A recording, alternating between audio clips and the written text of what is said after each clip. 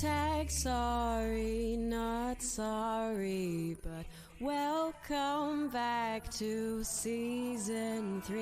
Yeah, with a dwellers below, dwellers below. Warhammer enthusiasts from all around the world, good morning, good evening, whatever it is, whenever you may be listening to this episode of The Dwellers Below, an old world podcast by crusty old Warhammer veterans. Today's episode, we're going to talk about some stuff, not really sure yet, but for those of you who managed to pass your strength tests and make it through to the end of the episode, I guess you'll probably find out. Today, I'm joined by everyone's favourite tyrant. Up in the top left, we got Lachie, and the man who is at work, maybe, but also still hobbying, which is, very reminiscent of what it appears to me to be what happens most of the time anyway. This man doesn't do anything other than hobby, and I'm not sure whether he sacrifices work or sleep or both, but he most prolific, Cousins, the egg. Yeah, the secret is not having children frees up an awful lot of time and money for hobby. That's not to advise people one way or the other, but that's definitely the reason that I seem to have quite a lot more spare time these days than some of our contemporaries. If there was some advice there, it'd be if you want to be prolific at Warhammer, don't have kids. And I think that's probably makes damn good sense. Do what makes you happy, and having children does make some people happy. You just have to get a silly greyhound with anxiety. It's a thing that we like to call ourselves a dinkwad, a dual income, no kids with a greyhound, with a dog. Yeah. Say dinkwad. Dinkwad, yeah. Dinkwad. Dual income, no kids with a dog. What a dinkwad. Very lucky dog. All right. So dinkwad, talk to us. Tell us what's been going on. What's been happening in the hobby? Well, I've actually, since last time we recorded, I've actually played some games. Yes. Which would, I mean, I don't know if you guys want to do a little bit of a hobby roundup first. We can talk about games in a bit, but I have actually played 4 games with you, Jabe, which is, I feel like we've been in in the danger room, like in the dojo, just really grinding out a few games, which has been fun, learning stuff. Also been doing a bit of hobby, painted up for MoFang, which was really cool. I was just before the cast, painting up an Iron Blaster. It's all fully disassembled this time, so often I'll just build a full model and just paint there, and then wish that I had disassembled or part assembled it properly then. But hey, question: it's when you good, do that, what do you do? Do you pin each part and then stick it in a cork and paint from that? How do you part each part when it's disassembled? A few of them I put just blue tack on top of an empty paint can or bottle thingy. And that's generally pretty well. I don't go all out on the Games Workshop, paint holder things at 20 or $30 a pop. But yeah, the Iron Blast is really easy actually, because it actually almost does snap together pretty well.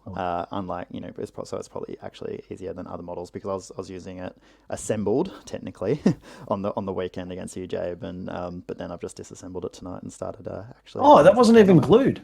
No, it wasn't. No, it's just a little bit of blue tack here and there, and as I said, it kind of slots in pretty nicely. So yeah, getting a little bit of hobby done. I have got a bunch of bulls. I've got probably 15 or so bulls, and I've needed some iron guts. So I've chopped off a bunch of their arms, put some makeshift great weapons, and my plan is to put a few some of the panels and the armor pads and things like that from other ogre kits. So I sacrificed the plastic ogre tyrant to create a few additional iron guts, including with the weapons and things like that. So a little bit of hobby. It's good. It's good to be back doing an army size, a full army sized game, unlike some of the other skirmish games that I've been playing in the last few years. So I haven't seen them when they're on the table, and I don't think I'd really know. But it seems to me like most of the stuff you're using with your ogres is GW. Is there much variety and options out there for ogres if you wanted to stray a bit further afield? Yeah, Chris is nodding his head. What I know that there is Mantic. Mantic do a line, right? I know that there's a lot of 3D printing options for ogres, which is I actually want to start having a look into that because I mean we'll talk about it later, but I want to run a few more saber tusks in make some bigger units because I think they're good. I think there's definitely some room there to run it, whether with a hunter or maybe a unit of 5 or 10. I've got 2, and I don't really want to pitch out full GW prices for those kind of units.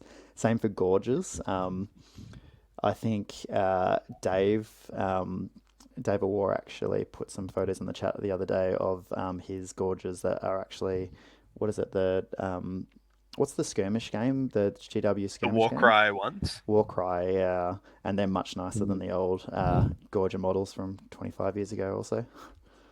Yeah, right. So there's definitely options that I'm looking at. Yeah, despite Games Workshop's best attempts to trademark ogres for Age of Sigmar, the classic fantasy archetype of large humanoid has not been locked away behind GWIP. So there's lots of, especially 3D printed options now. I know Rob from the Honest Wargamer has been exploring those options at the moment. So that's probably a good place to find some further info on those. Yeah, good call. All right, Chris, what's been happening in your hobby? What hasn't been happening in your hobby? So I guess the big news is I finished 2,000 points fully painted for my Orcs and Goblins. We had an event a couple of weeks ago now called Square Go up in Scotland, and the stipulation was that armies had to be fully painted. So I put the extra time in to make sure I'd gotten those 2,000 points up to scratch. Not necessarily the list that I would run if I could just take whatever was unpainted, but at least got 2,000 points fully done now and can add bits and pieces to that now. I'm definitely feeling that as the limited options that you actually physically have, and there's I think Rob from Honest Wargamer and Square Bases talks about the production meta, things that are actually possible to get on the table at a reasonable period of time. In 8th edition, I had Dark Elves, I had every unit, I could run whatever I wanted, pretty close to Tomb Kings as well. I had most things. And now, I'm just trying to, build an army, and I've got, I don't have everything. I've got limited options. I can proxy, which I have been a little bit, but it also, it's definitely limited to what you can actually put on the table and paint, right? Yeah, for sure. And it's kind of good because it means you're going to see a broader variety of stuff, and then the meta will slowly shape itself over time. Plus, G-dubs have been nice and tricky, and I also love it at the same time. So you start with your Orcs and Goblins army, and then there's an Arcane Journal, and lo and behold, if you want to play the alternate lists, then you need another 20 Bboys and 20 Wolf Riders that you wouldn't have had before. And then if you want to do Trolls, you need a whole lot of Trolls, and then that's a good way to get people to buy models and play a whole bunch of different armies, which is great, but can't field it all. Production meta, that's right. Yeah, I mean, this is the way I hope that Arcane Journals will typically be used, which is to make units that aren't as strong on the face of it more desirable as an option to take. Bboys are good, but you're probably not taking 2 units of 10 in your normal Orc and Goblin list. Trolls might be fine, but again, you're not going to have a troll-centric army unless that's your hobby thing that you want to do.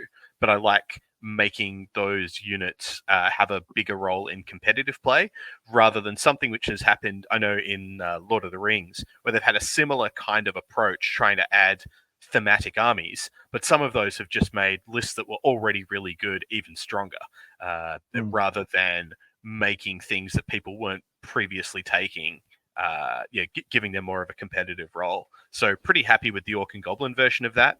I'm not so sure how the Bretonnian and Tomb Kings versions go, whether they encourage significantly different styles of army to your normal one, but hopefully this is the direction that we'll keep seeing in the future.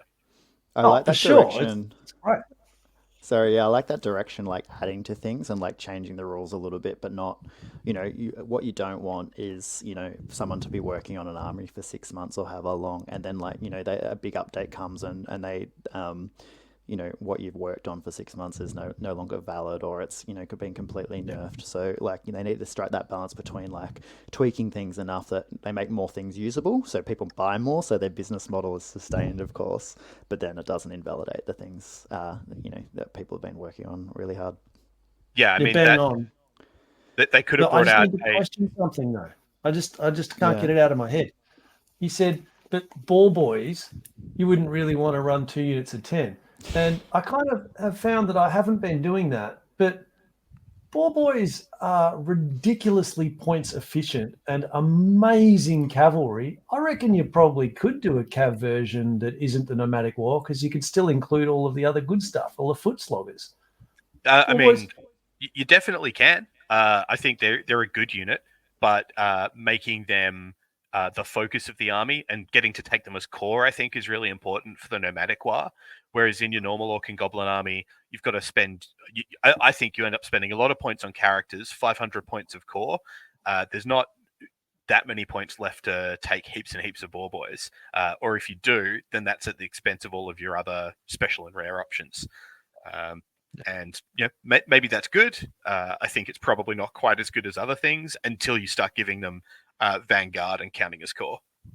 Oh, I'm with you. I'm totally with you. I like the whole kind of alternate armies that you get with the arcane journals. Like we could have lived in an alternative world where one of the armies of infamy was a night goblin themed force where your fanatics did 3d6 hits and never died. Like that could have been what they decided to do. Fortunately, or maybe because they'd thought this through, they'd focused on units that weren't the sort of more obvious powerhouses of the sort of core book. Although we haven't started seeing the double wyvern nomadic war lists yet, which could be kind of fun. What about wyverns counting as special or something like that? Like that, just from the wyvern land of the orc tribes. It's coming. Yeah. Well, I think you'll probably find out about some Bboys from Lachie. He might have a bit of a grumble later, but just sneak preview, they're pretty good. But is that all you've been up to in the hobby? Just painting up 2,000 points of Orcs and Goblins? Is that it? That's all I want to disclose at the moment. I have started working on a new army. This is much more of a unique hobby project, and I want to kind of keep the lid on that for a little bit longer until there's some painted pictures to show off, because it does a lot of things that I like. It will be a bit distinctive, should be kind of fun to paint, and also trolls GW. So all of those things are really important to me. Right. Well, it's a filthy army that doesn't appear to be filthy, so people won't be pissed when you're playing it. It'll turn out it's nice and strong. No, that's absolute lies. It's very clear that this is a bullshit list that will, is leveraging some less interactive parts of the game potentially, but it doesn't have a dragon, so that means it's okay, right? Yeah. Well, it looks great, mate. I'm looking forward to you being able to share those with the world, because it's a cracking job. It's a great hobby project. You're an absolute fucking machine. Maybe I should, put my kids up for adoption or something and swap some kids for some Warhammer time. I mean, in a little while they'll be able to help you with your assembly and do some base coding and things. So there are some uses to children. For sure. I played some Total Warhammer for a while, and they loved it playing the Wood Elves, because that's where all the magical creatures, and they don't look too evil and stuff. They were a bit scared when Drycha came out, and then I started playing Warhammer again, and they were like, "Can we do the forest elves and do those?" And they started doing some basing, and I ended up with pink glitter over all over all of the basing. Oh, okay. I do want to encourage the hobby, but I don't know. Anyway, and I don't know if you noticed, Lachie, but I've got some orcs that when we play, that's that the girls have been painting those. So really, like Chris's little tech of the little archer boys that you run in marching column, and then you zoom them up the board a good 12. Oh, did they print boys. that? No, they painted those. Sorry, yeah, great. Yeah, they did. Very cool. Yeah. So actually, one other hobby thing, just while we're still on that, something I used last night for the first time ever was milliput, specifically for doing like gap filling and smoothing out rough areas of plastic. And I didn't know this until watching a YouTube video that mentioned it. But you can water down milliput, so you can kind of create the level of thickness of putty that you need. So for filling some kinds of gaps, or if you're trying to just like smear over an area to smooth it and then sand it down. Seems like a load of cool options for how that can be used, which I haven't really explored yet. But for people who have tried, I'm really keen to hear, how best to use this, because it's kind of new tech to me, being able to, not being just limited to green stuff as the only kind of gap filler around, and having just the kind of freedom to make it whatever consistency you need. Have you been back and had a look at the models that you were playing with last night with your milliput? Because I don't know, I'm just kind of guessing here, but I would have thought if you watered it down and then it dried out, the water would disappear and therefore it would lose space and you just end up with a bunch of different spaces and cracks and stuff in it. It hasn't on the the things I've been using it for, but that's so far been really small, like filling really small, thin gaps. Especially when I'd watered it down more, things I would have maybe used like PVA for in the past, and this just does a better job than that, at least so far. Still a lot more experimenting to go, but this is my new fun thing, is trying to give myself some kind of poisoning by mishandling milliput. So I've been using, I think it's called, is it plastic putty from Vallejo? It comes in a tube with a nozzle on it and sets reasonably quickly. And it's pretty good for like filling the join marks and whatnot. Can recommend. I think it's called plastic putty. I can't really remember, but Vallejo with a nozzle on it. It's a tube, looks like a toothpaste tube. Great. And I know stuff. Lachie will just use super glue because that's his thing. Super glue everything. Just the $3 super glue from Coles. Yeah, on everything. It's great. It works. Just for filling gaps and stuff? Maybe not for filling gaps. I did a thing for a while for my whole hobby career. I've been like trying not to put on too much plastic glue when I'm bonding two surfaces together, so that it doesn't spill out.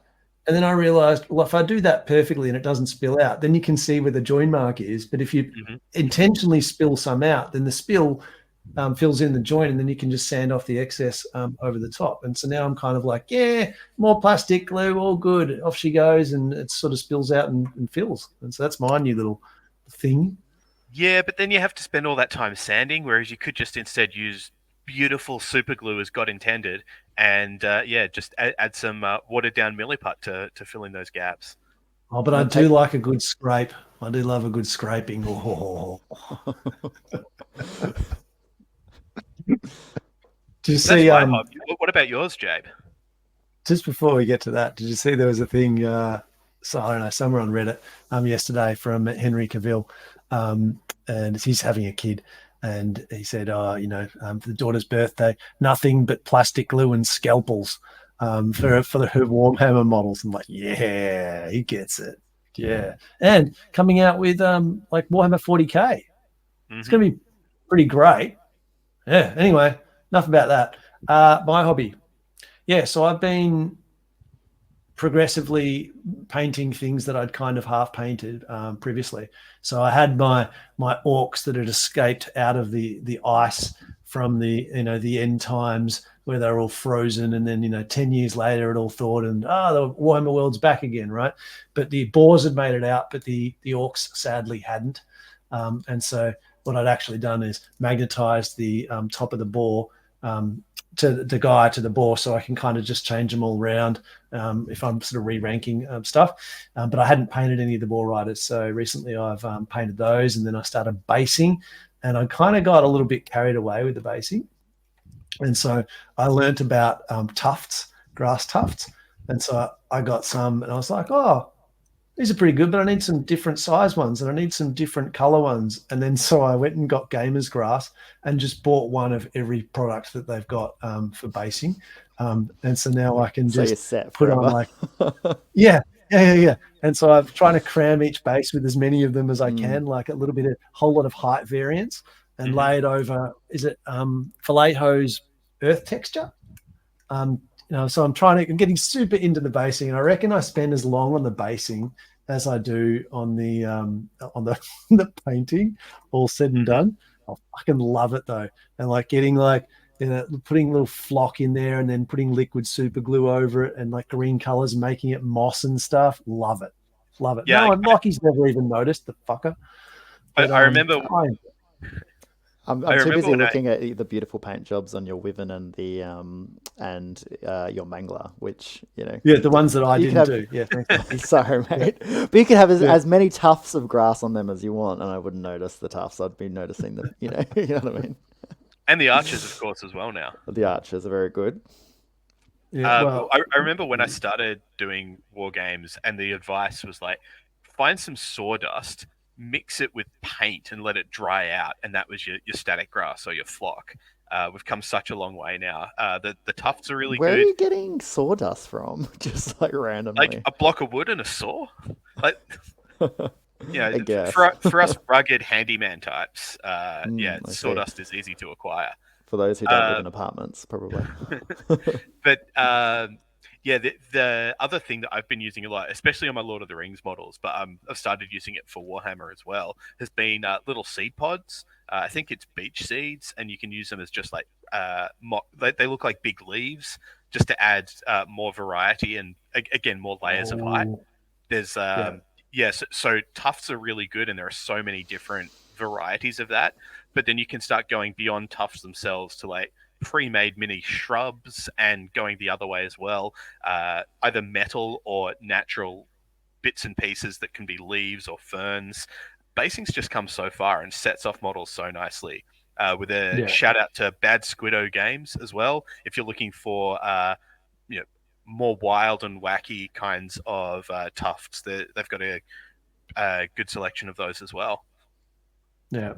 So one of the things I've been doing is taking white flowers, kind of like that shrubbery stuff from Gamers Grass, and then been painting it to my contrast colors so that I can get some continuity between the figure and the base.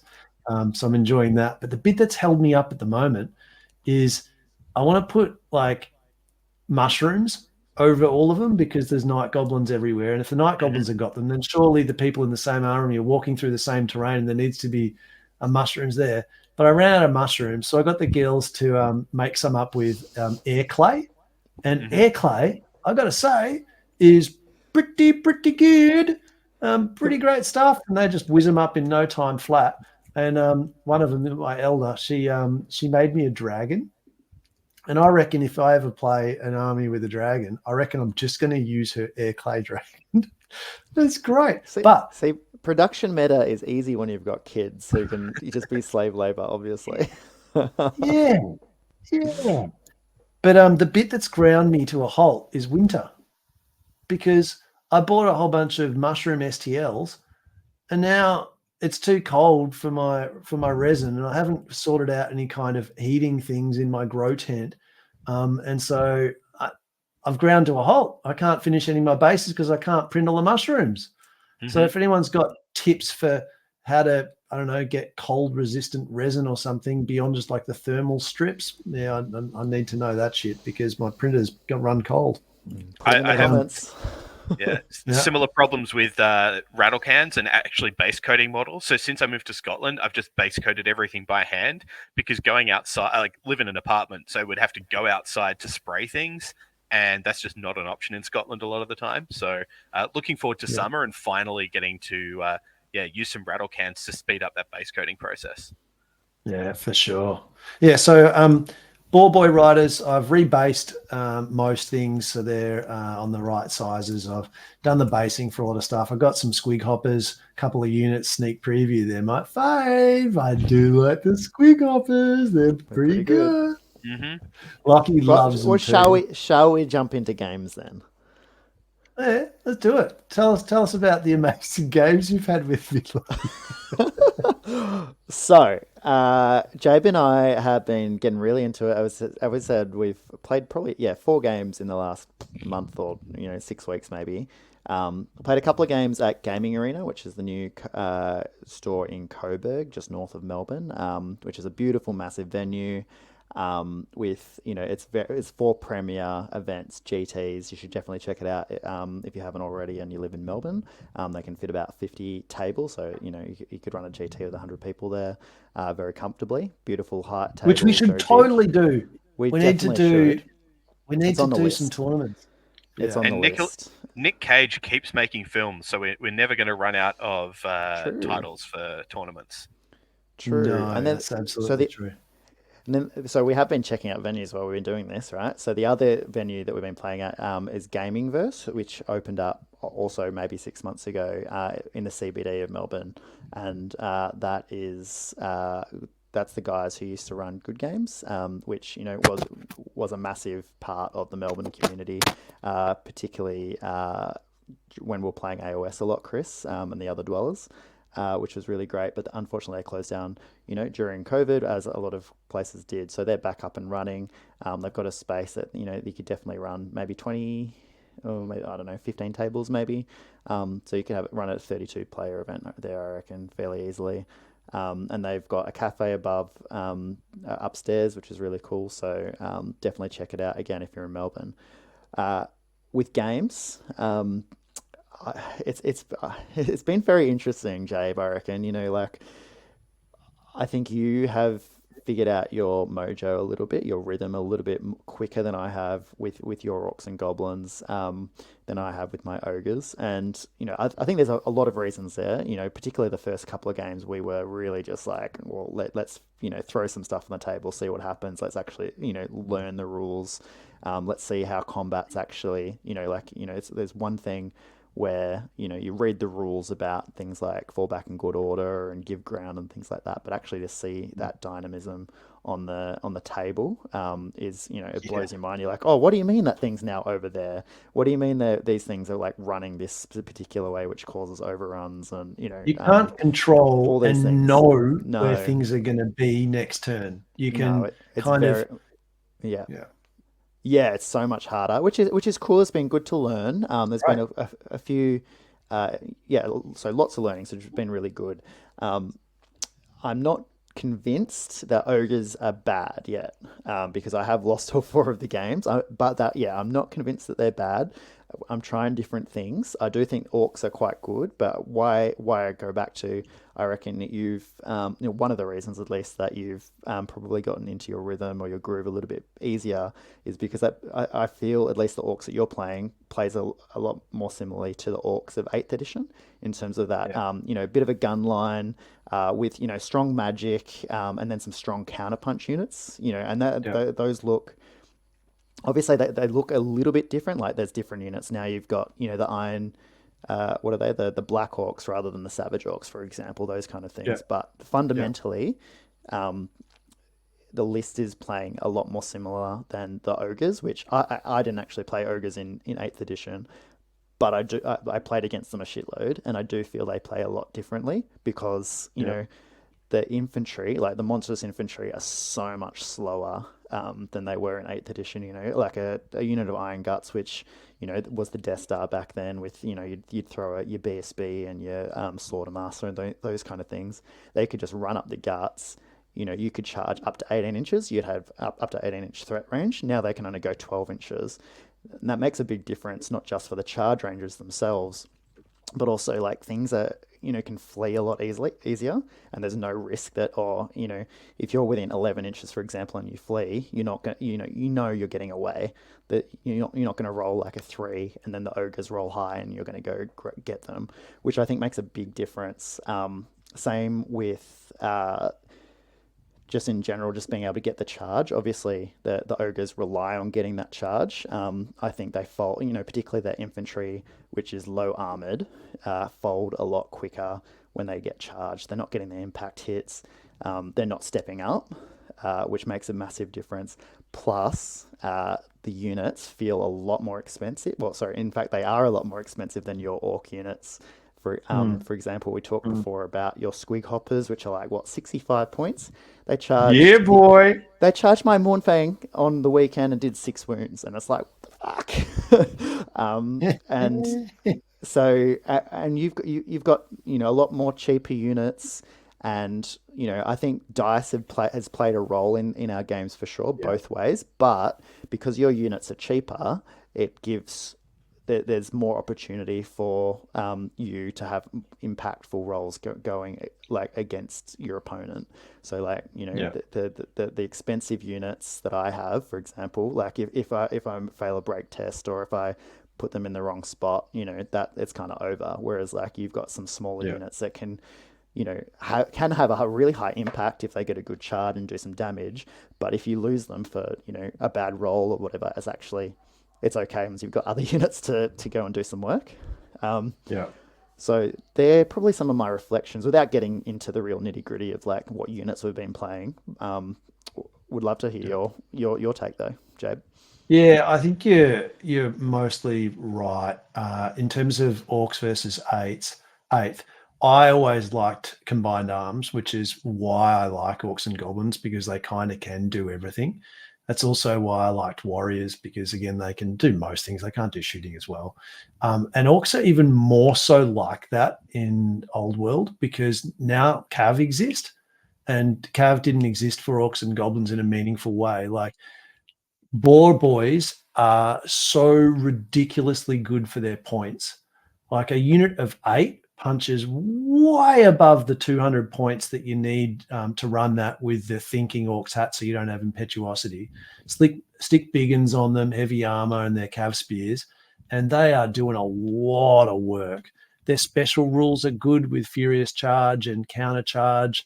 They are just really solid. And so when I put them down on the table, I'm like, save it until the end and then put the Bboys down, like, haha. And then on reflection, look at it. I'm like, it's just a 200-point unit. Like, but it feels like it's this big thing. And most of the Orc armies like that. So the most expensive thing, I think, in my army is if I'm taking the Wyvern Rider, he's like 340. And he's... And for 340 points is like nuts for that thing, right? Yeah. He puts out okay damage. But man, he takes damage like a beast with 2 up, 5 up, 5 up, and toughness 6, and his weapon skill 7. Like he's good, but he's the most expensive, I think, or him or the Black Orcs. And 18 Black Orcs is only running you 300 odd points, and that's, I think, a bit of the army that I've been playing. The Black Orcs look scary, and actually they never really end up doing that much beyond being there and anchoring the line, and that everything else plays around, but they don't do that much. But even if they drop off the table, they're only kind of 300 points, and then everything else is little hammers. And so there's like, your fanatics, and they do work, and they need to errata that they can be targeted to be shot. Everything else I think is kind of okay. But sorry, I don't actually think that's the fix for fanatics, because, or at least in my games, it's basically never the following rounds where they randomly careen into things that you get the value from. It's all front loaded in that first turn where you get to put them exactly where you want, and they go. But I want to keep that. I want to keep that and make people feel okay about it. What I actually think you want it to be broken and not complained about. Yes. What I think it is actually, is its ability when you put it out, when you put the 3 fanatics out, and I've got a MoFang unit or whatever there. If I want to charge you, obviously I get a choice. I can say no, I don't want to charge you this turn. But like if I charge you, I'm going through your 3 fanatics, and then in my own turn they're going back through me. So you actually, all 3 of them are getting a double tap into me. I think that's actually the my experience of it has been that. Yes, the one sort of caveat for that I don't think I think you could capitalize on a little bit more is that if your MoFang can tank it and come through and not lose combat because you've got the charge, then if I throw them back through you, then I'm also most likely throwing them through my own unit. Now, not necessarily based on position, and sometimes you can just get the corner. You don't care about throwing it through your goblins at that point, right? They've done the goblins, no, but why are you MoFang charging goblins? Because your night goblins march 24 inches on turn 1 and are sitting right in front of the MoFang. Well, no, I haven't done any of that shit. I've not been abusive with my stuff yet. Mostly because Yeah, I'm just and not smart enough to figure out how to do it. let's be clear as well, Jabe. Like you haven't been going as filthy as you can. Like that's not what you're trying. You're going out there to do. You've put some pretty solid lists on the table with with the Wyverns with 6 fanatics or so, but it's not it's certainly nothing of the egregious stuff that. Well, I don't know. I think a Wyvern and list. 6 fanatics is pretty egregious, but I haven't done both It's of those amazing. together. It's amazing, but you could do it much. You could put a lot more fanatics in, right? You could go. I think the orcs are in this really sweet spot for, in a way, like stealth filth, because I think legitimately the best build of orcs and goblins probably requires a mix of these different tools. So you can't go too heavy on fanatics because you still want the wyvern, because you need the wyvern to answer certain other things. Then you have to take some black orcs to unlock the Black Orc Wyvern Rider, and so you end up with a list that looks kind of balanced. It's got 3 units of infantry, and it's got a mix of characters, but it's also got all of the best things. They're super powerful, and I think the list is on a par with most of the other really filthy things, but it looks like what people think of as a normal list, so it doesn't get the kind of criticism that it would if you have compared to like the dragon or the wood elf gunline or the vampire scream list where you're maximizing. It's not winning in a unidimensional way, right? Like it's a whole lot of things contributing to it. And yes, you could do 12 or more fanatic spam, but beyond that, it's not just winning in one phase with one thing. And so it kind of feels okay to. But look, I've been playing some pretty tough lists. I got it. Like they're not weak lists. They've all been a little bit of variance, and I've been learning a hell of a lot actually, like in terms of different laws of magic and the different units. And initially I hadn't figured out squig hoppers, but fuck, they are so good.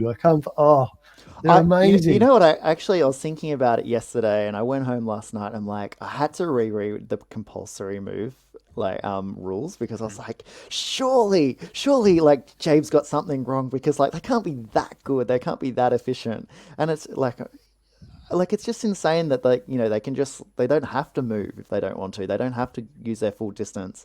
Like I think they're probably a little bit more restricted if they're a ranked unit, but what ranked units are actually have random movement. But those skirmishing units that have random moves, it's like they just do whatever they want. Yeah, comparing squig hopper movement to mangler squig movement is where you really see the difference between having to pivot for all those wheels and just being able to do whatever you want. I mention this now because I know I was really excited about squig hoppers and the shenanigans of random compulsory movers early in the edition. Fortunately, they FAQ'd the hook turn thing, so you have to charge things in the front now. That's probably a good move. And also, I think as well, I was really excited about Arcane Urgency to charge in with your second move of the turn. But I think having combed the rule book for months now, I don't think rules as written that does actually work. You're not actually allowed to move within 1 inch outside of the exception that you get in the compulsory moves phase. So I think the rules the way they are currently, on your second move, you still can't go within 1 inch in the remaining moves phase. Is that generally how people are playing it in the UK? That's how we've been playing it. I don't know if it was based on the fine-grained reading of the rules or just that seems like bullshit if they can. But yeah, we've not been playing the double move into combat. I noticed on the 6++ show they were also getting excited about Arcane Urgency moving you into combat, and I think that doesn't work. But if TOs decide that it does, then I guess great for the Orc players.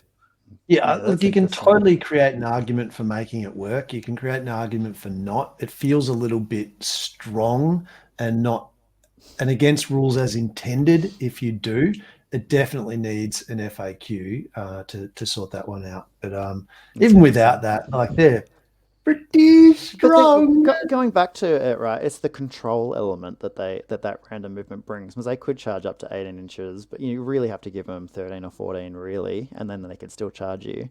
And then they just don't have to move anywhere anyway. They can just. I think the thing about it too, Lachie, is that because they skirmish and you don't have to declare a charge, you might say, oh, I'm going to give it 13 or 14 and hope that it doesn't get in. And then if I don't get my 13 or 14, then I just go somewhere else. And then if I do happen to get it, I didn't have to declare it.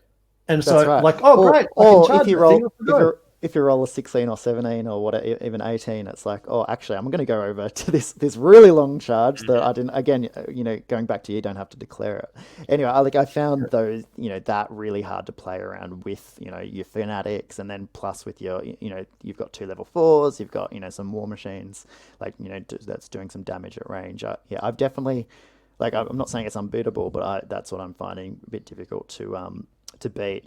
Particularly, I feel like I'm sure that a lot of armies are probably getting this, so it's not, maybe this is just an ogre thing, but like you having 2 level 4s for 400 points or so, whereas like I'm getting a level 4 for with some kit of course, but for around 350. I feel that I'm just not getting the value out of that. That's 350 definitely an points. ogre thing, though, dude. That's what I'm saying. Ogre thing. Yeah, it's not just ogres. I think orcs get especially cheap level 4s, and getting 2 level 4s into other lists is a bit. What about compared to like Empire? Surely the Empire would be. You could probably do it with Empire, but like Chaos Wizards with a moderate amount of kit end up being about 350 as well. And it kind of makes sense because they're a lot more tanky, but like if they're not using that tankiness, like if they're just sitting out, you don't want to spend 350 points. This is what I found. Don't want to spend that many points to throw a couple of fireballs out, or just to hang around. Like I think you do. Like I'm not sure if it's mandatory almost to have that level 4 just so you've got the magic defense, but yeah, it just feels rough.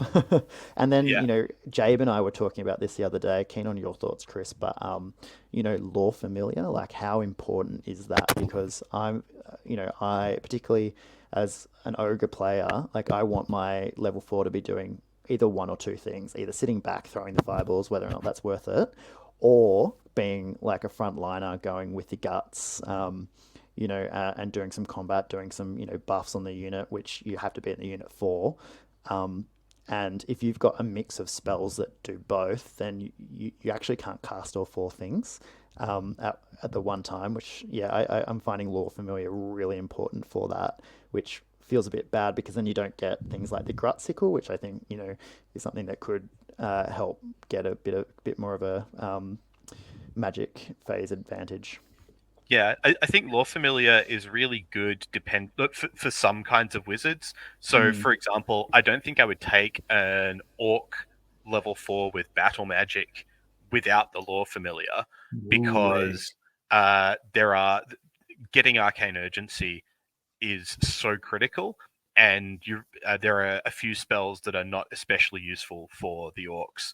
So I would always Curse of Arrow Attraction. Would always want lore familiar for that model, especially because the signature spells aren't great for the orc either.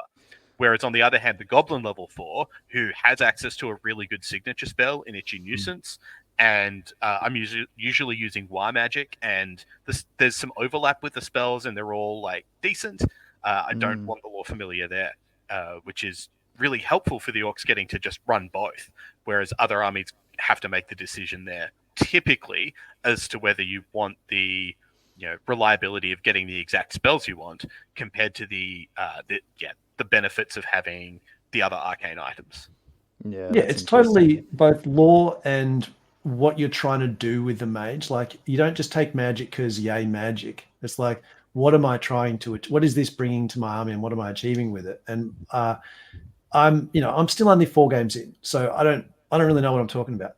But when I look at the Law of Illusion, I think really there's only like 1 or 2 spells that I want from this. So if I'm going to take a character, I want the Miasmic Mirage. And so I need the Law Familiar. And if there's a chance that I don't get it, and it's like 2/3 of the time or 1/3 of the time I don't get it, like forget it. The law is just so shit for what I'm trying to do with the rest of my army. And that's just how it fits with my army, that I need it there. And then battle magic, same thing. I really only want Fireball and Pillar and Arcane Urgency, and then it doesn't much matter. But War, it's kind of like, yeah, there are some better spells, but they're all okay. And the same with Elementalism. Like, they're all kind of okay. Yes, there are some that you want, but you're not feeling too hard done by if you don't get them and you've got other stuff there instead. and so I don't feel like I need it for those. And so what is the law trying? What do you need the law to do? Is there a must-take spell? Then you need the law familiar. And if you it doesn't matter so much, then don't take it and enjoy your gut sickle. Yeah, I think that's right. And also, we talked about the other day, but like, in 8th edition, if you've got 4 spells, obviously it's easy to get the spells that you wanted back then because of, the doubles thing. But if you've got 4 spells, you don't mind only casting 2 spells a turn because like you've got limited pool of dice and, you spread them that way. But in this one, you basically get to cast all of your spells all the time anyway, as long as the conditions are met, like Cavern March and stuff. So you feel like you're missing out if you're not actually being able to roll all four of those spells in a turn. Anyway, and you can end up with like, you can get totally contradictory things. If your wizard's got an assailment spell and a magic missile, they can never cast them both in the same turn. Yeah, true. So, having control over that, especially with, like a signature spell that you're really wanting to take, that can make such a huge difference.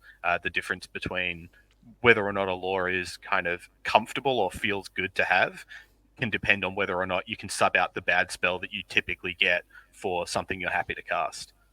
Yeah, I think that's right. And I think the most frustrating thing, going full circle back to what I said at the start, maybe having a Slaughtermaster, for example, in a unit of guts, if you've got an assailant spell and a fireball or something like that, and then you try and charge something and they flee and they get away super easily because that's just how it works. You can't actually cast either thing, and it's just like that is incredibly frustrating to pay that many points for that. Something I've been finding a lot. Go on, Jabe. I don't know if this is right, but I'm just thinking if the Slaughtermaster's 350, then 150 points of value in comparison to say what I'm doing. In terms of when I bring a caster, the only value there is the magic, right? And so I'm not worrying about any defensive kit, just leaving them on foot or on a carpet, and they just kind of avoid. You've got 150 points of built-in ogreness. That means that you need to extract value out of that in some way for the magic to pay off. And so that means either you're using the wounds or you're getting into some combat and doing some assailment. But 350 points is what it's actually costing you to bring the magic. And 150 of that is potentially just kind of wasted. That's a lot of MoFang, right? Or a lot of Gorges. Yeah, it is. Yeah, that's right. I mean, I'm toying of, probably next game I probably won't even have a level 4. I might have a level 2 and just try and keep them cheap just for a little bit of throw a fireball out here. I'm not sure if running dispel scrolls is a thing that people try and actually do to add to a level 2's defensive capabilities. But you're definitely right. A thing though. Without the 4 to defend with, it's like, you don't have the magic, but God, they're just going to run all over you. Yeah. It's hard. It's hard. I think it has been talked about, but the importance of magic and especially having a level 4 to defend against your opponent's magic is does shape how lists get built. I have in the past always been a big, like in previous editions, I've been very happy to just have the minimum amount of magic defense and maximum amount of combat characters. But I don't think that is really going to work very well, at least at the moment in Old World, because whilst there aren't that many spells that win the game on the spot, there are still a few that can be super swingy. The miasma or putting down a pillar that people can't charge through can be so game deciding that not having some defense against that is a real problem. Well, that's it. Imagine if you're trying to go without any spells or even a level 2 against 2 level 4s. You just that actually increases the value for you that your 2 level 4s are bringing. If I don't bring my own, and that's I think there's definitely a tension there, and I'm sure there's a solution. Just not sure what it is. It wouldn't be so much of a problem if your army was fast at the same time, right? Like minimize the amount of turns they can extract value out of it.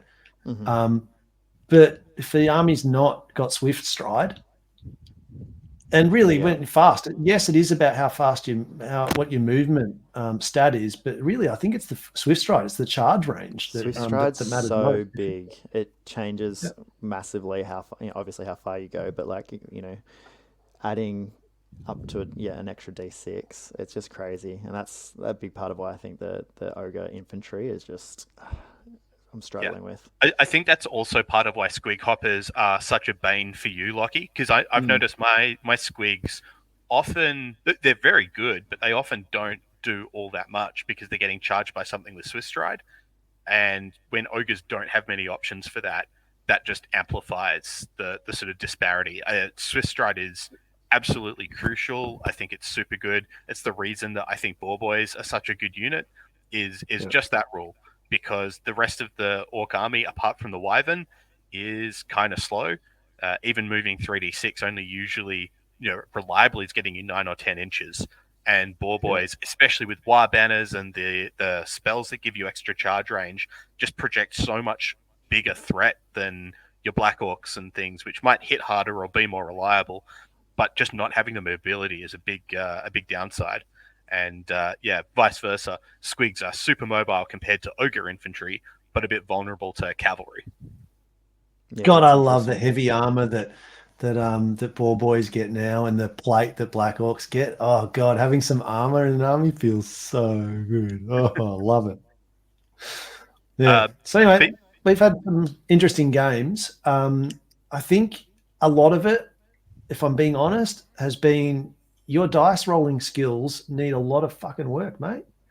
But going back to what I said at the start, right? Like, I think there's definitely been some bad luck here and there, but because your units are so much cheaper, there's more opportunity for bad things to happen to me, and then you capitalize on them, like a failed combat or some, if I go in and the impact hits whiff, and it's like, oh well, that's real bad for me. Yeah, I've had some games where like dice have gone a bit badly and a whole flank has collapsed, but the flank is only worth 300 points, but it still has like a mangler, a chariot, a squig unit, and 5 archers or something. It's like 4 units, but they're so cheap that them getting totally swept away can still not matter too much if all your characters and your Black Orcs are still safe. Yeah. Yeah. Absolutely. Yeah. So look, I've been enjoying playing our games, and just getting on the table. Like it's been, 10 years more for me since I've played any war games, and thrown some dice, and I am fucking loving it. Feeling, not so great about bringing the lists I've been bringing, but I'm super enjoying it and looking forward to, playing some more games and playing against some different armies, playing with your ogres. And just like learning all the rules intricacies, like we're still getting shit wrong, man. Like I only just realized the other day that there is no, and correct me if I'm wrong, but I can't find any 1-inch rule for friendly units. Correct. And as you found out the other day as well, no, not for impassable terrain. Is that true? I don't know. Do you need to be an inch away from impassable? No, just enemy units. Okay, amazing. I'm just learning all of this stuff. It's so good. It's got a lot of depth, this game, and it feels good on the table, man. I don't know about for you, but the dynamic nature of combat and having to think those turns ahead, which I'm totally not doing. I'm still aiming at where they are, not where they are, where they will be or where they may be. I'm not at it yet, but I can see it coming. And like just getting all the right positioning, I'm just like, I really like it. And the magic, I way prefer it. It's kind of like there's some stuff that I hope I can do this turn, but it adds a little bit. And if it doesn't happen, so what? And if it does, I'll be nice and I'll be happy with it. But I'm not all of my hopes pinned on one spell. The only exception to that was the Miasmic Mirage. And when I ran that, I took Power Scrolls to force it through. But other than that, I love the magic. It's kind of like, it feels like you're not getting any spells off and then dispelling it all, or it feels like they're not dispelling any. It just feels like a dice game, and I love it. Yeah, I would kind of like it to be in the one phase. It still doesn't feel super intuitive to have the same wizard casting like 3 different times in the turn. But in terms of the power level of spells and the way that the mechanics of spell casting work, I'm definitely enjoying it. Without saying one is better than the other, this seems really fun, and the gameplay for me has been very enjoyable. Definitely takes a mindset shift. Really thinking, when can I cast these spells? What phase? Because it is obviously easier on a mental load to do all it all at once. But I'm on the opposite side. I like that it's spread out, and we don't have a magic phase anymore. We've got one less phase now, boys. There's only like 3 real phases plus your command. It doesn't really but like count as a phase. 16 more sub phases. That's fine. But I love the magic being spread out. And then it's kind of like you have to think, oh, wait, I want to be able to cast this on my turn, but that means at the start of their turn, I'm not going to be within dispel. And it's like you've got all of these little things to think about, which I'm totally failing at the moment. But I can see it. Give it another 20 games, and all of those things will be factored in. I'm just looking forward to it. It's going to be great. Anyway, yeah, Chris, you've done another tournament, haven't you? Yeah, so this was the Square Go tournament in Scotland, which I think is the biggest tournament in Scotland so far. Although it's like 14 players, so not huge in the grand scheme of things. But because we had a painting restriction, that definitely meant that some people who might have otherwise played weren't able to. But the flip side was armies looked great. The tournament looked fantastic. Armies and players were a handsome bunch. And I think it was a super good time for people who didn't have to play against me. Was probably the big thing. How many points did you give up for the weekend, Chris? I didn't do a Dave. I definitely gave up quite a few victory points, but we had a pretty generous 20-0 system. So you only needed 1,500 points out of 2,000. A 1,500 point difference for a 20-0. So the margins of victory, even in some close games, ended up blowing out quite a lot because it was, stepped up quite slowly. Is it just at 150 point brackets? So 151 points is 11-9, up to 1,501 points for a 20-0. But I did have a very good record on the tournament point front. So even though I gave up quite a lot of points, I still was able to win 3 games 20-0 because of the bonuses getting laid up and so on. So I lost 400 or 500 points, I think, in every game, but because I was able to kill some generals or grab some banners, that ended up swinging the results back out to big wins, even when the games could have otherwise been closer. What talk us through the list. All right, so this was just a slightly updated version of the Orc list from the previous events I'd been to.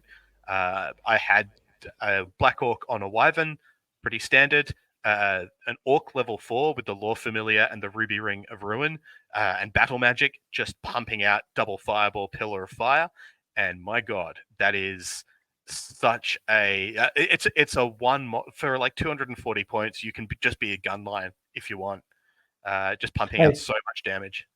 Wait. Here's a piece of potential tech for you. Because I'm thinking about it. I probably won't actually do it, but take your little redirecting unit of 5 orcs, turn it into 10 orcs, turn it into a 1x10, and yeet it up the board. Throw your Pillar of Fire behind your units and then throw them along your units, and then they're not going to ever be able to dispel it. Then just every turn you can run it around. It's like you could take a level 1 with a Lore Familiar, and then the whole game you cast Pillar on turn 1, and then you run into a corner and just move the pillar around the entire game. They never dispel it. Well, they can chuck their Wizardly Dispel against it, so they will get it. They'll often get rid of it at some point. But I did have one game where one Pillar of Fire just bounced around, pinballed between some Empire units for 5 or 6 turns. It was very silly. The Orc level 4 Battle Magic Lore Familiar has been a bit of a crutch. I've used it a lot, and it changes the way that the army plays quite a bit. So I definitely need to learn to play Orcs without it a bit more. I then had a Night Goblin level 4 with the Idol of Mork, not to be confused with the Idol of Gork. Obviously, Orc naming conventions, very distinctive, but this is plus 3 inches to the dispel range and 1 use reroll on dispel attempts per turn. Orcs have a couple of the opposite versions where you can reroll casting attempts, but the Night Goblin's job was basically to go forward and get into dispel range. So I didn't have super high expectations for casting spells with the Night Goblin, much more of a defensive option. And when his spells went off, it was definitely a bonus. And that let the Orc level 4 hang back out of the enemy dispel range and cast fireballs and pillars of flame at the flanks of the army, rather than having to use my offensive caster also to dispel things. So, are you ever sitting with your Night Goblin? Are you ever sitting at 26 inches away? So you're in dispel range of them, but you're also able to cast a few spells when you can. The range on his spells also generally meant with War Magic I wanted him to be a bit forward as well. But there were definitely times where that happened, and super critically as well, you can deploy and still be within 27 inches to dispel things on turn 1. So even in your opponent's first command phase, if they've deployed their level 4 in one of their frontline units, you can just be in dispel range turn 1, which other armies can't necessarily do. So I really rate that item, especially because, as we've been talking a load about magic this episode, I'm very high on things that make your dispelling better at the moment. Well, so two things on that. First is, yeah, sorry, man. I reckon if you've got 2 casters, then having one of them do as much as you can to shut down the opponent's magic is good. I mean, you've got to think about, and I haven't even encountered it yet, but just listening to the interwebs and all the chatters and whatnot, it's kind of like the lists you're going to see if you were playing at high level. You're going to see Scream, you're going to see Mortuary Cult, you're going to see possibly a gun line from Chaos, and though if you don't have a way to shut that down, they're going to do work on you. And so if you've got 2 casters, make one of them defensive so that you're getting answers to the things that are going to potentially really ruin you. And then instead of just making your army stronger against things that you might already have answers for anyway. So like the temptation when I'm writing double caster lists is to put a Lore Familiar on Battle Magic, and then the Idol of Gork, which is the plus 3 to cast range, or the Staff of Badum, which is plus D3 to cast, and force stuff through. But that's kind of like making what it is that I'm doing better, and it doesn't shore up against something that is going to potentially take you off, which is magic. And so that's kind of, I reckon that works. But my question for you is, for your level 4 that you're running on foot, the Orc, what have you ended up doing? Have you popped him in a unit, whether it's skirmish or not, to get the +1 to cast, or you're just skirting him around the edges, or you're popping him in the unit to get the leadership bonus? What are you doing? Done all sorts. I've played with a unit of 10 skirmishing archers as a wizard bunker that also gives him +1. Really good. Currently, I tend to run it independently, but close to the Black Orcs and the Night Goblins to avoid getting shot. Sometimes jumping into the Black Orcs, especially because they'll often not actually be trying to engage offensively, but are more of a combat resolution threat. So you can just move them up 4 inches, cast your spells, and slowly pressure that way. But for the most part, I haven't been leveraging the potential +1 to cast by being in a unit, because the giving up marches with that unit, because that particular wizard is so focused on shooting phase and movement phase spells, is part of the thing. And the other really big thing is 360-degree line of sight when you're out of a unit. Super huge, because you often want to be fireballing things on the flanks, and your main battle line is facing the front. So it can be really difficult to reliably get the +1 to cast on him. But on the plus side, you don't really need to if you're hanging outside of your opponent's dispel range. Yeah, no, I'm inclined to be thinking the same way. Lachie, sorry, we cut you off there, mate. I was just going to say, like, what are some other common ways at the moment that people are trying to boost their dispelling abilities that other armies are using? Just interesting. What tech can Lachie have to shut down my magic? That's what he's asking. Honestly, I don't actually know enough of the magic items that are available to different armies to know what the best options are. But Dispel Scrolls and Power Scrolls, I think, are both better than people tend to give them credit for, and is an option to run more of. It's also it can feel kind of bad to do it this way, but if you're taking a level 4 primarily because you want to shut down your opponent's level 4s, then spending your arcane slots on offensive magic is often just you're kind of trying to do both things and end up doing neither as well as you could. So if your primary goal is to stop enemy magic, maybe taking a bunch of Dispel Scrolls is actually more important than casting your own spells.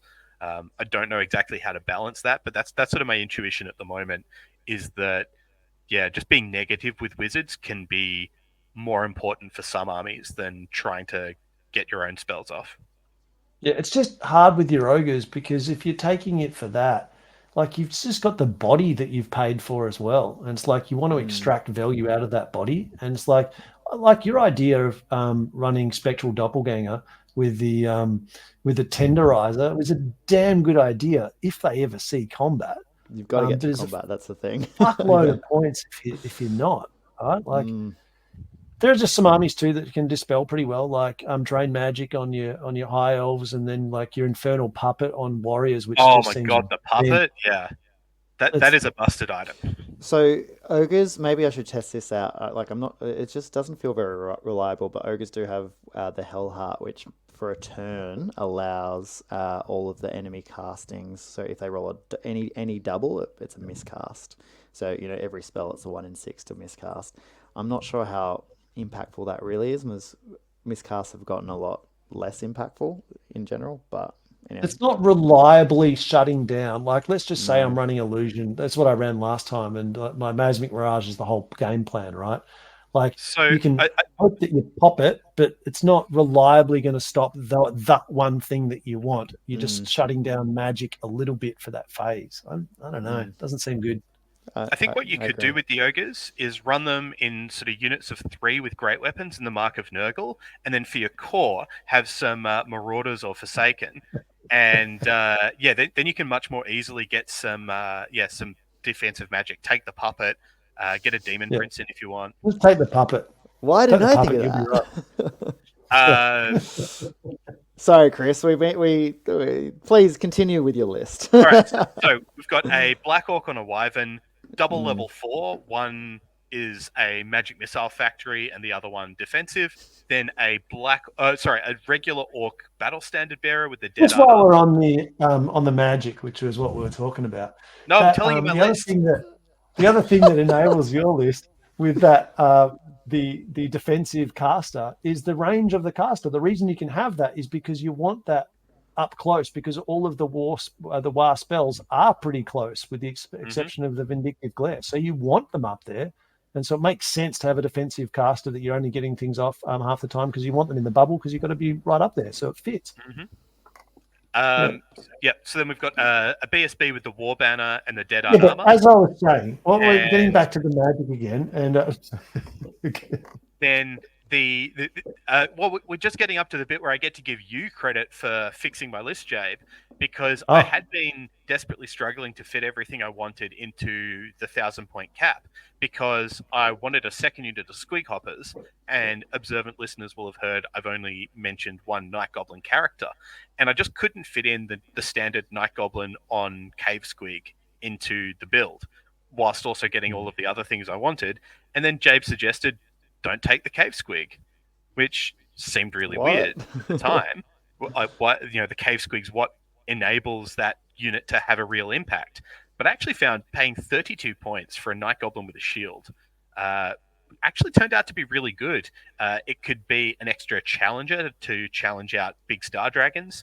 Sometimes it would just be a diverter or a speed bump. For 32 points, it seems like a waste of points, but it's actually another full playing piece. I don't know if it even killed a model in the whole event, but it definitely saved me some points just by jumping in the way of something, and unlocked the second unit of Squig Hoppers as well. So, special piece of Jabe tech there. Just make the unit worse but cheaper, and that can unlock some other things.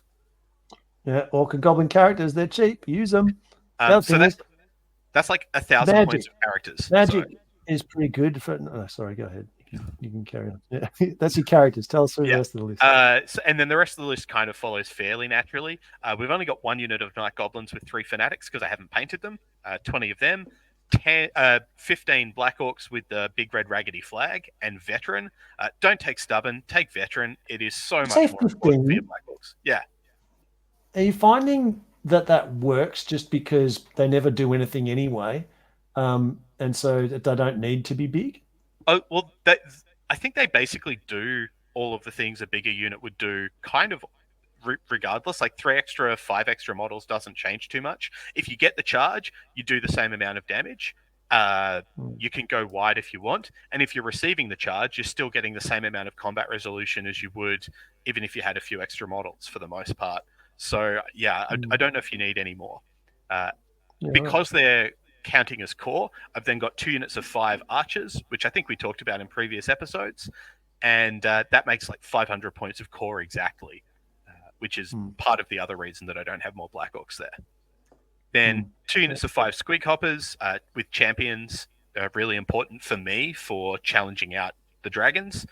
Then what else do we have? 1 Mangler Squig, 1 Doom Diver, and 8 Bboys with Biggins and the Banner of Butchery.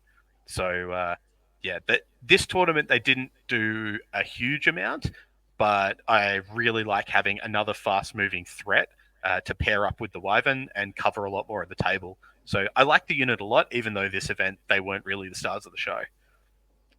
Yeah. So you started saying that you would take a different list if you had different models painted. What's not good about that list? I mean, it sounds pretty good. Yeah, I think the list is good, but I think a second unit of Night Goblins is really important for... basically, it lets you have Fanatics on both sides of the board, and I just... That's just super helpful. What are you Fanatics dropping to get so that, though? good. And it's probably the Bboys. I like them, but I think the second unit of Fanatics would be more important. But that said, there's probably space to try some different configurations. I would also want to try dropping the running 2 Night Goblin level 4s instead of the Orc and the Night Goblin Big Boss. That saves you up some points as well.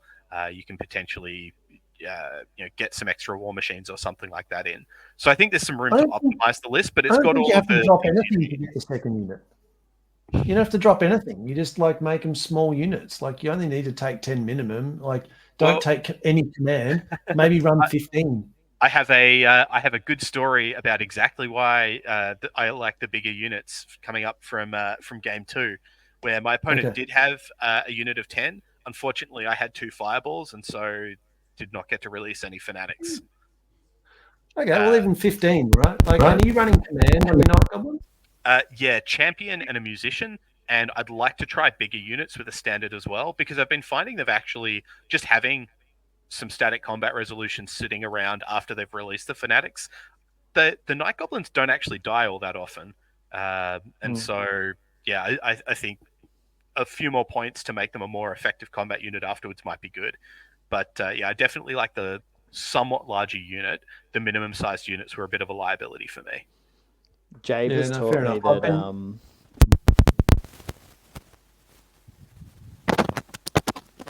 you just got muted there, Lachie.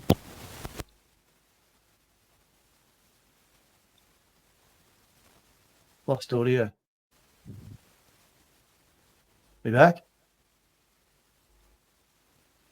No, totally gone. Can hear you now, Chris. You can hear me, just not Lachie. Try Lachie. Nothing. I lost you. All right. Lachie's going to try to fix what? Go again. No.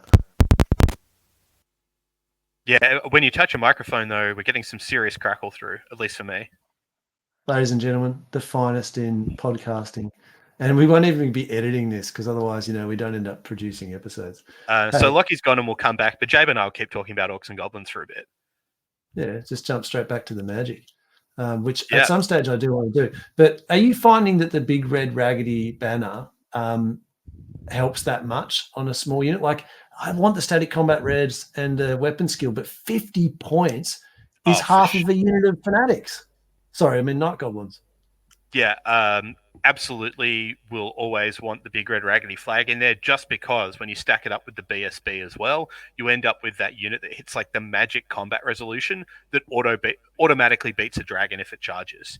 So you can very comfortably put all of your wizards and all of your points into that Black Orc unit. A dragon charges, challenges the champion, loses. You pass your restrain test, and then you can bail your characters out or do whatever you want. But if you don't have both of the combat resolution buffs, a dragon can just charge in, and if it goes well for the dragon, can just start rolling through the unit and clearing them up. And at least in my list, the Black Orcs is the safest place for my characters to be if they need to hide from things.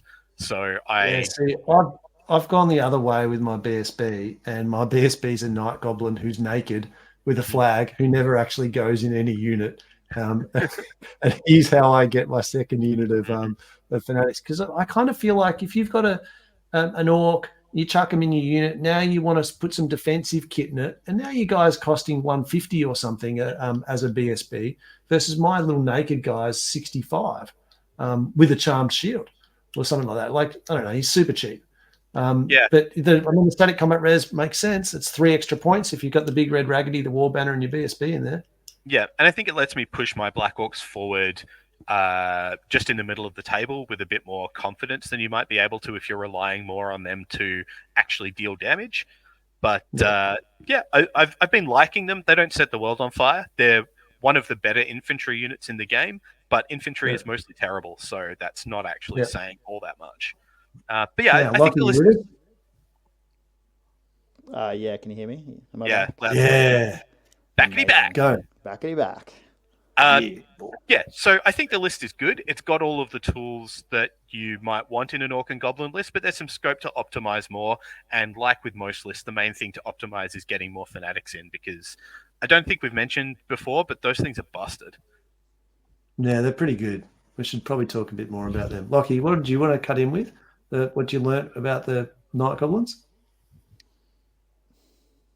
No, not important. Tell us about game one. All right, so I'll run through all 3 games kind of quickly, because I think the main thing for me, the big takeaway, was just how important it is to protect your wizards. So I got very lucky in a couple of spots for games to go the way that they did, and none more so than in game 1. I was playing against Adam with the full potato Star Dragon, as well as a level 4, and a list that was all focused around the Star Dragon, but Star Dragons are really good. Where do you reckon full potato comes from? What's the etiology of full potato? We'll have to look that one up and get back to you. What is that? But someone loves potatoes so much. Full potatoes, nothing but potatoes on my plate or something. Is it Irish? What's that one coming from? I think it's meant to be derogatory. We'll just leave it at that, Jabe. Oh, right. Bit of a potato thing. So you're having a go at your mate. In that case, we will change the nomenclature and say that he had a fully tooled up Star Dragon, and Star Dragons can kind of carry a game by themselves sometimes. Luckily for me, we were playing meeting engagement, one of the scenarios I don't like. Spoiler, it's all of the scenarios. And so Adam's level 4 just started off the board, and then I won turn 1. So I got 2 turns of uninterrupted double level 4 at him, because nice scenario.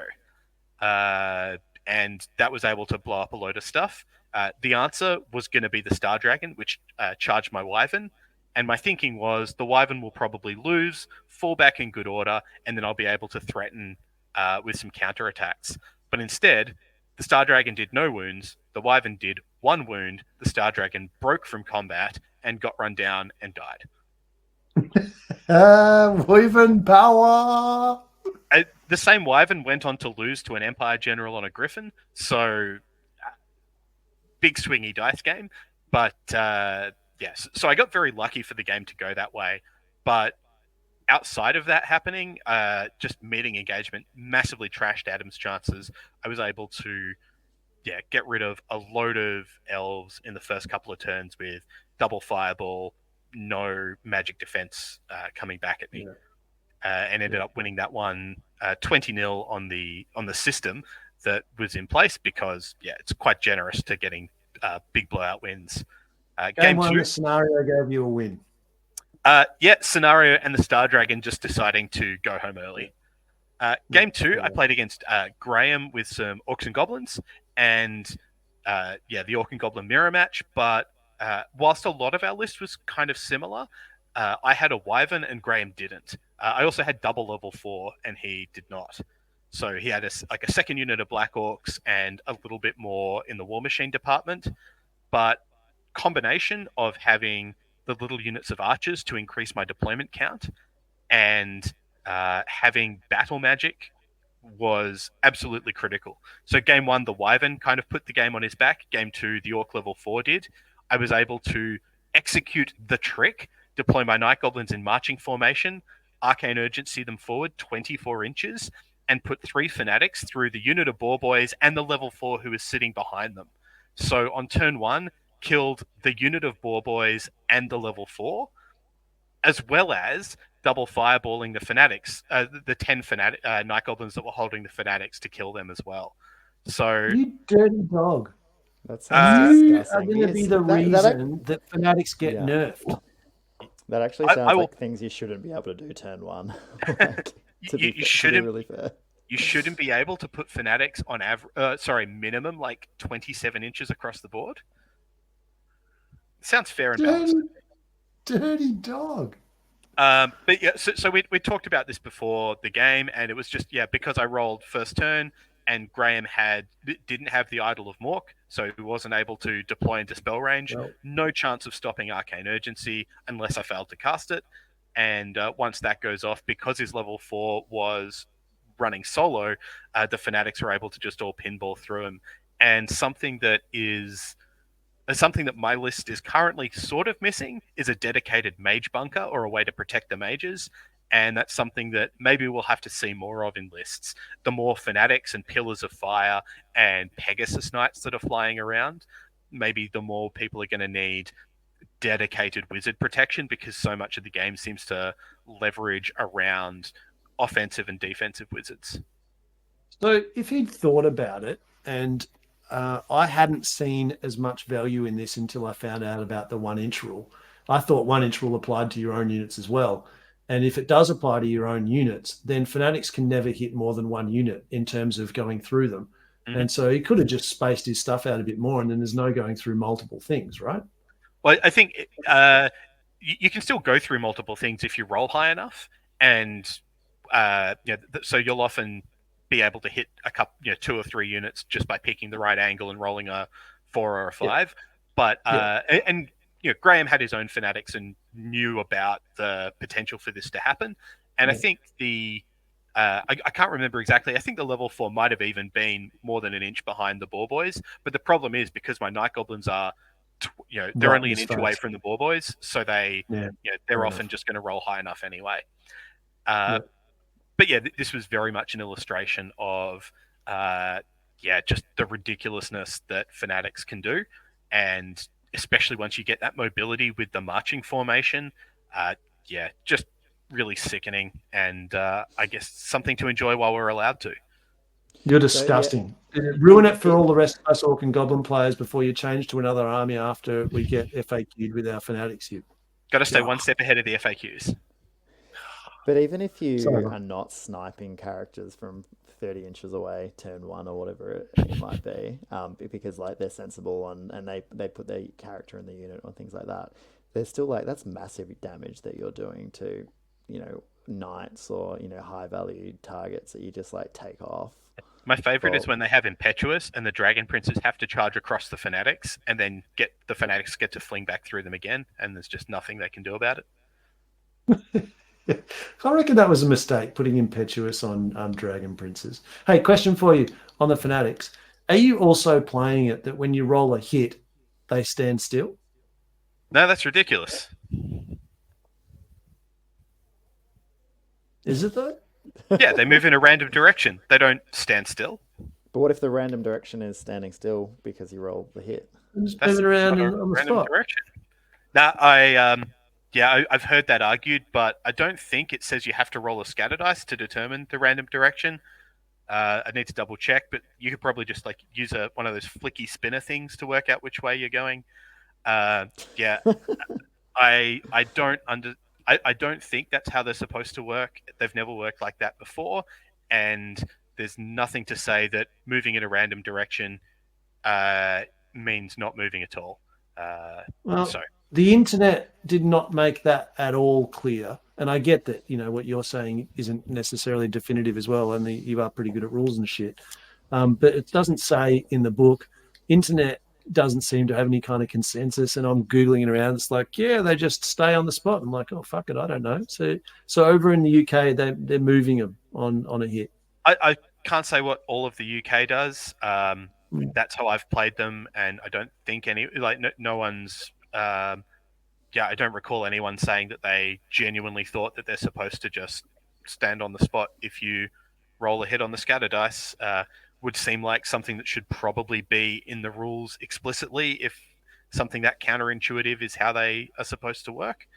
But I guess we'll see when the next FAQ comes. I think the argument is some other things say when you roll a hit, it moves in the direction of the small thing, and because it doesn't say that for Orc and Goblins, the implication is that they don't. But you're right, it also doesn't explicitly say that you have to roll a scatter dice, but it does say that they move in a random, or even that they scatter, and so the implication's there. So not clear. But, one of many rules that probably need to be fixed up. I was on the weekend reading some Reddits as well about ogre yetis. I'm not sure if you know this one, Chris, but their rule numbing chill says if you're in base contact with this model, you go -1 weapon skill, -1 initiative. That doesn't say per unit, it says per model. So if you've got three yetis in base contact with a dragon, technically you're at -3 for each of those. I'm not sure that that's actually how it's meant to be played, but that's rules as written. That's I'm not sure if I'm game enough to actually play it that way, but I think you should against Jabe. It dramatically changes how good they are. It also makes things really awkward when if you're fighting a ranked up unit and different units in the different models in their front rank have different values. Do you want to know something that might be even more complicated? Yetis are going to be in base contact with each other. Does it say enemy models? Surely it says enemy models. I would assume that it does stack, unless it specifically says that it doesn't. Because there are spells and there are other rules that says that it only applies once and that it's not rules as written 100%. I'm pretty that's how it is. But play it that way, man. I don't think that's how it's intended at all. Look, if one Yeti is cold, surely two Yetis, if they were giving you a hug and you're getting cold from both sides, it's twice as chilly, right? Maybe. That makes sense to me. Maybe. For sure. So I guess, there's something to be said for we wish that the rules had been clearer on a whole load of things. And I think generally the attempt, I think, from most people has been to try and work out what the most intuitive or sensible or straightforward way to play things are until Games Workshop FAQs it otherwise. But when there are things that are genuinely unclear, or where the rules do make it sound really explicit that something weird or counterintuitive happens, I don't know where we go from there. And I guess as long as things are explained before they become a critical point in a game, then everyone can stay on the same page and play happily. And I think that kind of explaining how you think things work before you do them. So when Graham and I were deploying, we were talking about what the potential for, fanatic shenanigan nonsense and how they can ping pong through units was. And at least as far as I was aware, we both knew what the kind of various possibilities were. And, Graham still deployed badly. I think it was underestimating the marching formation plus arcane urgency. But also, if he'd got first turn, then he's got, lots of, ways to counter it. I don't know exactly how much of it will be finding ways to play around some of these things in the future. But I think I'm not going to always do this perfectly, but absolutely try to. My intention is always to have my opponent knowing what my stuff can do before I try to do it to them, and I think that's speaking of the way people should approach doing things nicely. to make it for a fun game for everyone. What filthy, disgusting stuff did you do in game 3? So game 3 I played against Charles with an Empire, mostly gunline, and I know over at Square Based, the one of the other podcasts that somehow doesn't have an Australian on it, they are pretty high on the Empire gunline at the moment. I'm not sure to what extent I agree. Charles, I think, played most of the game really well and put me under a lot of pressure. But unfortunately, my Orc level 4 once again outshot an Empire gunline by himself. Like Charles's cannon blew up turn 1. He failed to dispel my Pillar of Flame a few times. And he got a little bit too... We were talking about this after the game. Got a little bit too aggressive with his knights on one flank. I was again able to use marching formation with the Fanatics. Not with Arcane Urgency, but just to go like 12 inches, get a bit further than he was expecting. And that meant that I was able to start chipping some models off his knight unit, which was super important because the knights were what was giving Lookout Sir to the level 4 on a Pegasus. And once I'd killed the back rank of the knights, the level 4 was no longer in range of anything for Lookout Sir. And so then the Orc stepped up, double fireball, needed to roll well to get through the magical defenses. But because I got the spells off, just roasted the opposing level 4 because I'd been able to kind of shoot off the thing that was giving him Lookout Sir. Kind of when we're talking about protecting mages, it's one thing to have a unit that you can use as protection, but then you also have to be able to preserve that unit to make sure it keeps giving the protection that you're expecting from. Doesn't have to give ground or fall back and move it away or flee off there, and then you got a naked mage out there just like, not looking so good. Yeah. And having things like Fanatics and Pillars of Flame also makes it really hard to keep your mage hidden whilst being out of a unit, because you want to get close to your other units to block line of sight, but getting close to those units mean that you can get bounced through with vortexes and things much more easily. I'm not sure that there was between the cannon blowing up, me rolling well elsewhere, and I think just in general, having lots of fast things meant that the matchup was going to be tough for Charles. Me being able to get the level 4 again just gave me a really big advantage, and I was then able to leverage that to get through a bunch of spells in the later game to like drop the toughness on the steam tank and kill it. For example, where I probably wouldn't have been able to do that without having the magic ascendancy. My Wyvern did lose a 1-on-1 with the Empire General on Griffin though, so that was definitely slowed down from the heroics in game 1. Did he have the dragon slaying sword? No, he had a different sword that did like multiple wounds or something, and then Sword of Justice maybe, and in one turn just popped 4 wounds on the Wyvern, and I went from being like really confident to all of a sudden, falling back, luckily in good order, and running away, just flying away as soon as I could from the General on a Griffin, who was otherwise a bit of a menace. Sure. Oh, so he didn't actually die. Didn't die, but very, very definitively lost the combat. Lost the protracted combat. I think we fought for 4 or 5 turns. I did maybe 1 wound and copped 4 in return.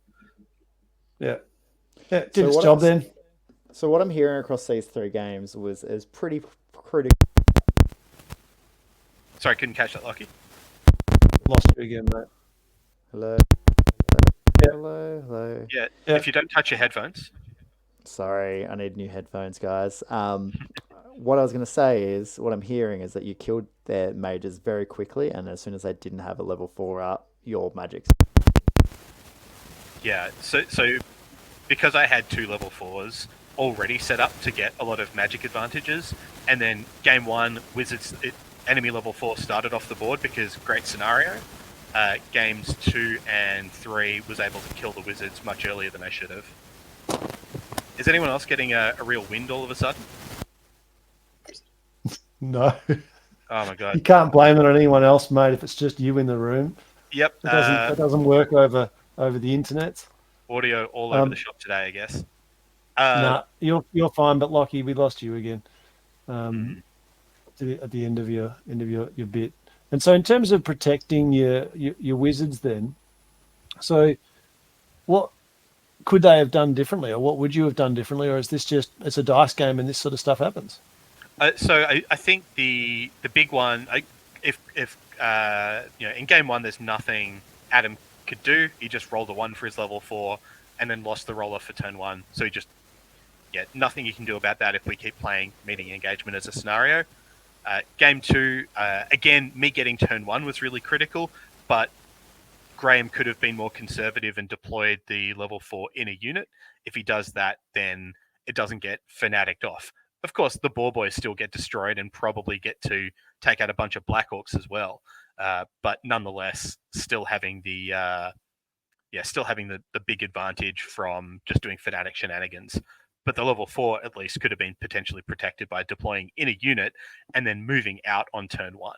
And something I think I do more than at least quite a few of my opponents over my games so far has been moving characters into and then back out of units and being really flexible with where they're positioned. Jump into a unit, join onto the side of a unit, even if you don't have the right base size, and then a turn or two later, moving off independently again. Again, that is something that Orc and Goblins are naturally lent well to, though, because you do have infantry stuff there. So you've got your Night Goblins, so you can jump in, but they're not actually there for combat. And your Black Orcs are there to project threat range, but you don't need them in combat. And so you've got things that you can do that. Whereas if you've got a big unit of infantry like Lachie with his ogres, and the whole point is to be in combat, jumping in and out kind of restricts what you can do with your movement, and it's harder. But yeah.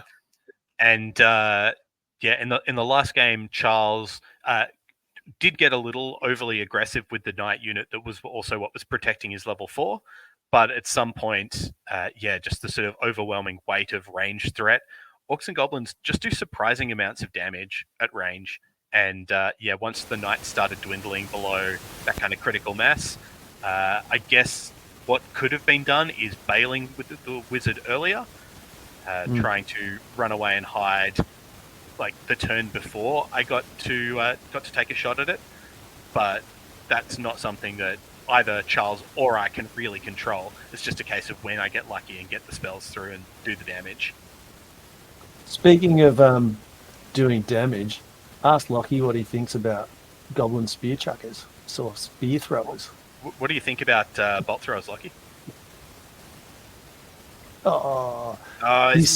He's speechless. He can't even respond. He's got nothing to say about it. Sorry, guys. I had a couple of shots, and for most of our games, they've done nothing, and I don't really care. Every now and then they get their points back. Last game we played, I pierced through 3 ranks of his iron guts, 6 wounds, and I did it 2 or 3 turns. And that 45-point thing took off. I don't know whether it was 10 or 12 wounds worth, but it was certainly got its points. And I'm thinking of running 4 of those. I reckon they're amazing. 45 points for something that kills armor and multi-wound. Yes, please. Yeah, that's another unit that I would definitely be trying if I'd got them built and painted up. I really like just how cheap they are. They don't need to actually... It's great when they do damage, but just the threat of what those bolt throws can do over several turns could mean that armies that might otherwise be able to sit back suddenly have to advance towards you. And Orcs have always been an army that loves people having to commit into them. So another thing I figured out last game that I hadn't figured out prior was in 8th, you kind of didn't want to be within 6 inches of anything because of panic, right? And so your war machines, unless I'm misremembering, I'd positioned them all 6 inches apart to avoid that. It might have been 8 inches, can't remember. This one, they don't panic anything anyway because they're only unit strength 3. So you can chuck them all right next to each other and protect them good and proper and not even have to worry about it. Amazing. Chuck them all on the hill. Kind of, but then if they're all sitting right next to each other and a pillar of fire gets into them and just bounces through all of them, can definitely, or a unit can start overrunning through them all. There's definitely still an argument to be made for getting some separation between them. But but I can chuck them all on a hill instead of putting 2 on the hill 6 inches apart and then 1 somewhere else on the board in a random spot, because the line of sight stuff. Question for you. Right. Here we go. You've got large targets can see over stuff that isn't large, right? What if you've got a large target not on a hill, and then you've got something on the hill and something else behind it on the hill?